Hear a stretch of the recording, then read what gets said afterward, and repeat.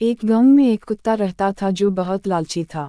वो हमेशा दूसरों से ज्यादा हासिल करने की कोशिश करता रहता था, चाहे वो खाना हो या कोई और चीज।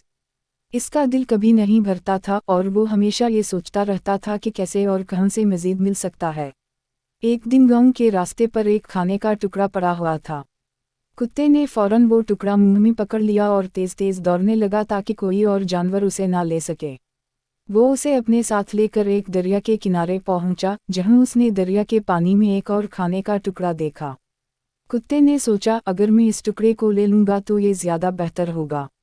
इसने अपना टुकड़ा मुंह से बाहर फेंक दिया और पानी में कूद पड़ा ताकि दूसरा खाने का टुकड़ा ले सके।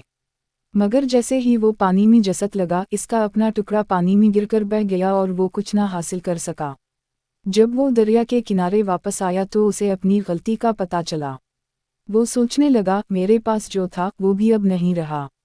उस दिन उसने सीखा कि लालच का कभी कोई फायदा नहीं होता और जो कुछ हमारे पास है इसकी कद्र करनी चाहिए। प्यारे बच्चों, ये कहानी हमें एक बहुत अहम सबक सिखाती है।